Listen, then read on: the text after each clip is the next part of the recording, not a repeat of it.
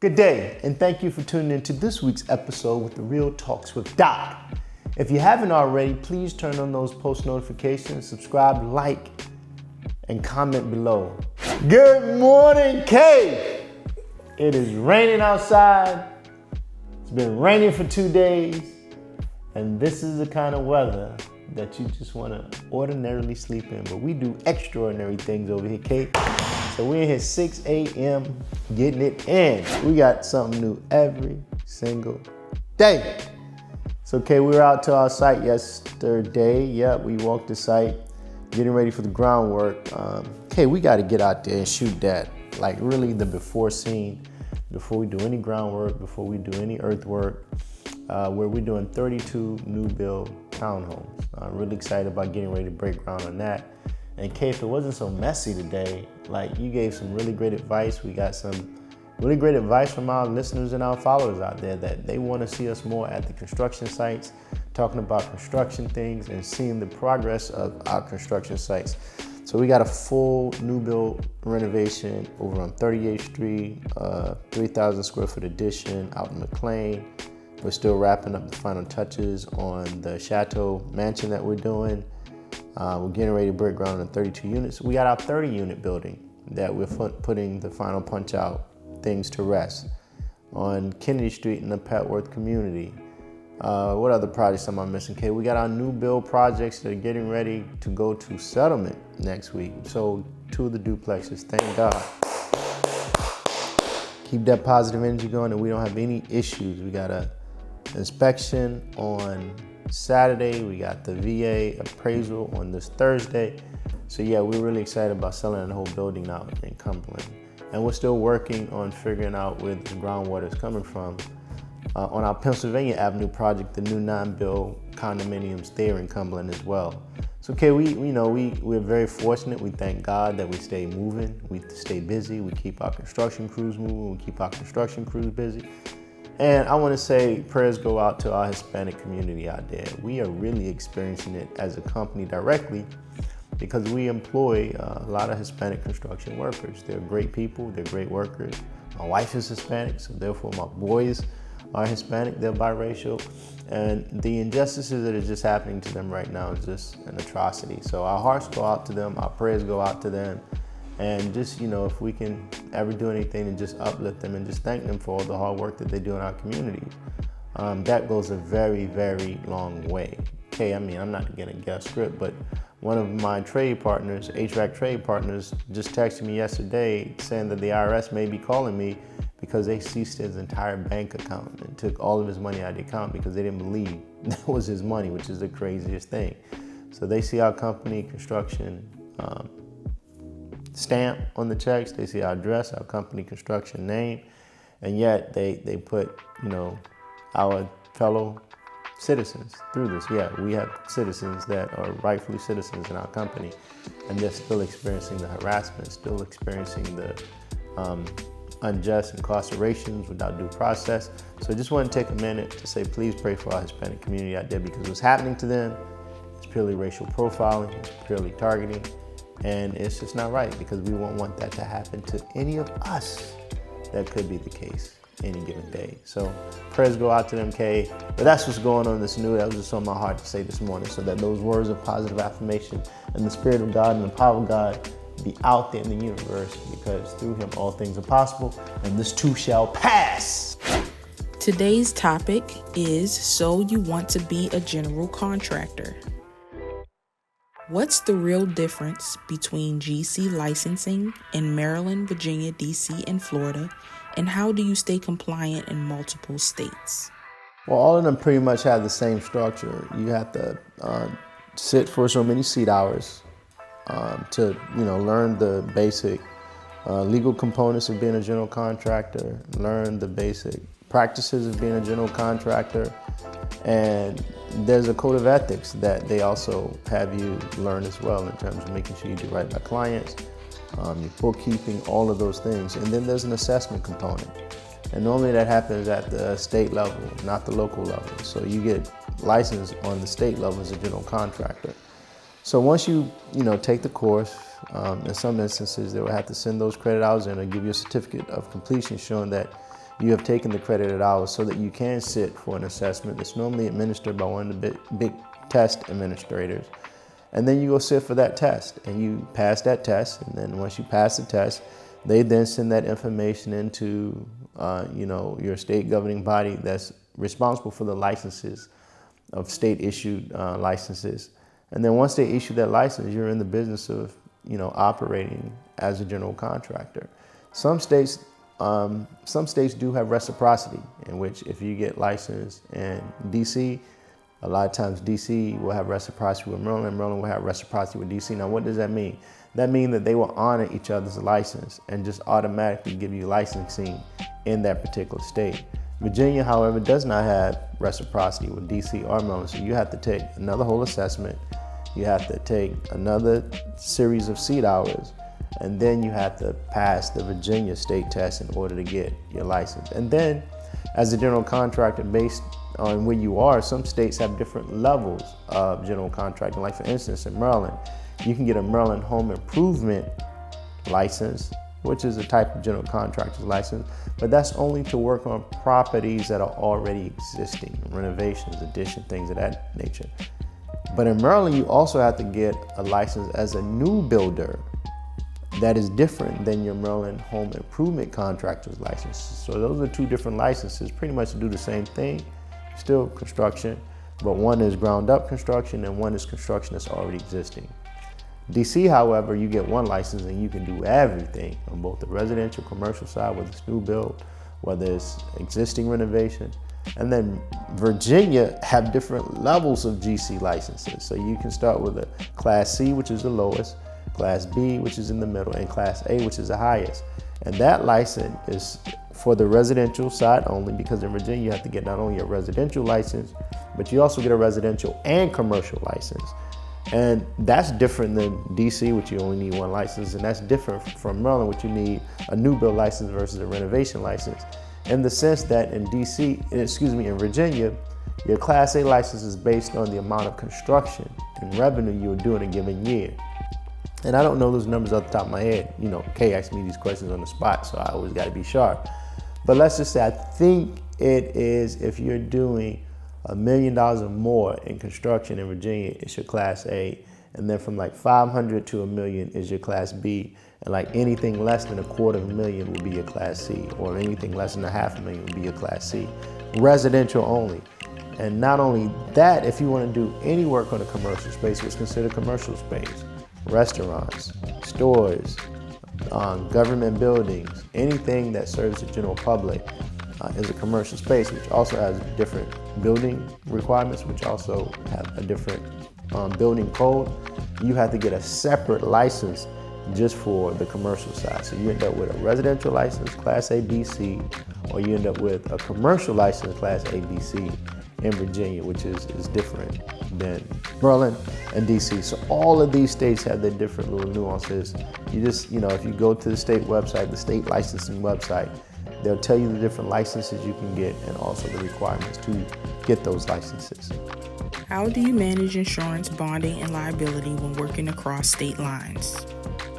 Well, you want to make sure you have general liability insurance at a minimum for the company. And you also want to make sure you have workers' comp insurance at minimum for the company in all states in which you're registered in. So for instance, we're registered in Maryland, DC, Virginia, and Florida. So we have GL in Maryland, DC, Virginia, and Florida. We have workers' comp from Maryland, DC, Virginia, and Florida. Now, bonding is predicated upon the job and the job requirements. For instance, most government contracting requires some types of bonds. So that's just based job specific. And we have a bonding agency that we use, that we go through and we get our bonds through, our construction bonds through. And we have a great guy, name is Neb, that, we'll tell him how much bond insurance that we need for the particular project and which type of bond insurance that we need. And then Neb takes care of that for us. So the bonding is project specific, but as far as the insurances are concerned, those are the minimums that we carry. And then sometimes, if it's one of our projects, the bank will require us to carry additional construction insurance in the building, but that's all bank specific in the size of the project as well. What mistakes do new GCs make when bidding jobs, and how can they avoid eating into their profit margins? The first mistake that they make is underbidding the job. You know, a lot of GCs sometimes, and we are very mindful not to get stuck in that. A lot of times we're probably at about maybe a 70% win rate, and we're even at a higher percentage win rate when we're competing against bigger companies. And the reason being is that bigger companies have more overhead than we do. So that gives us an opportunity to reduce the size of our bid because we don't have to cover all of that overhead. But when we're competing with other companies that are smaller than us, which have even less overhead, sometimes it's a three-man show, literally, they come in with really, really, really low prices. And, you know, sometimes they underestimate the material cost that's needed, even though they're doing labor at cost or even below cost sometimes, especially if it's an owner general contractor who actually work in the field. I do not work in the field or on the buildings in terms of the construction part. So you're not gonna see me out there hanging drywall. You're not gonna see me out there, you know, running a course of CMU brick wall. I can, but you know, I'm more so involved in the technical execution of reading the plans, making sure everything's to code, working with the inspectors, the county inspectors. So that is really what they make the biggest mistake on. They don't really account for all the materials and the material costs that a project will need, because again, they're kind of guessing that, and they don't go through and they don't do a full takeoff, or they don't use an estimating company, or they don't use an estimating software for them to really know what that material cost is. Sometimes on a $1 million project, you can be as much as $25,000 off, $25,000 off in material costs.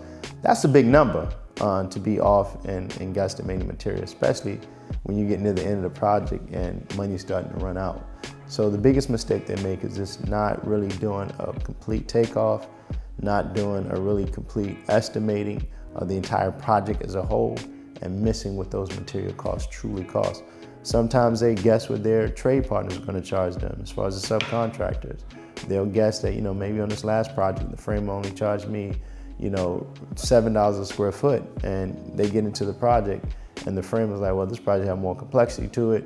We have more bulkheads that we got to worry about. You also want to include the stairs in it. And that $7 a square foot can go up to like $12, $15 a square foot. That's almost a double increase in price that they got to figure out how to eat if they're bidding that job without fully getting the commitment and having that trade partner look at the plans and giving them a bid based on that specific set of plans, so they can have real true numbers going into that bid process and not numbers that are deflated going into that bid process where that gets them in trouble because they got to figure out how to cover that spread. How do you hold subcontractors available without micromanaging? Relationships, first and foremost. With subcontractors, it's a tricky thing, right? You can pay a premium for the company that got the nice trucks and the branded trucks, and the guys are showing up in uniforms, and the guys got a foreman to manage them, and the foreman got a site superintendent to manage them. Well, guess what? You pay for all that. You pay a premium for all of that when you bring in a subcontractor. They have all of those different layers. All those different layers got to get paid. Now, if you have the infrastructure that can manage subcontractors and you not need all of those different levels of management, then that saves you on your side of the ledger. Case in point, if I went out and called Michael's Plumbers, I'm just thinking about Michael's Plumbers, one of the big plumbing companies in the area. To do a plumbing job can cost me at a rate of $75 an hour, hiring them. Having my own plumber on staff can cost me $30 an hour. So you see, I just cut my labor costs in literally more than half. And now mind you, when you got a project that takes 6 months or 7 months, a big project, and you're cutting the labor costs literally in half, that's a huge savings across that project. So those are the things that we really think about when we're looking at our subcontractors and the level of management that we have to really exercise within our team. How many projects have we done with the subcontractor?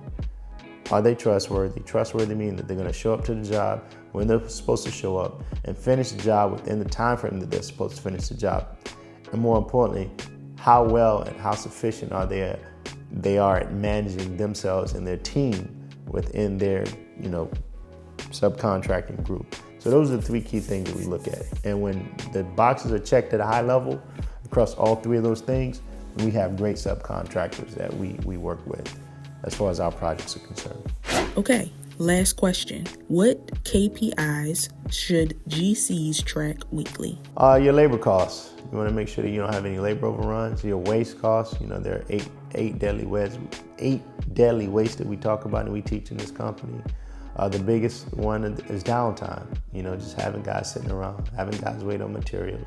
Another one is just the damaging of materials. It's something that gets damaged easily on our sites that we constantly have to remind the guys of. It's tile. Some of our clients have these very expensive high-end tiles. And by the time they move from one side of the room to the other, if they're not careful in watching it, they put it on a sharp point, it breaks.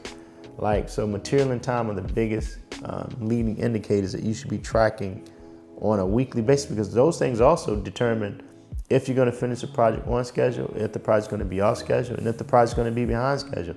Not having materials on the site so that those materials can be installed and executed within that time frame, so the next dependency in that construction can take place within the sequence of flow without any interruption.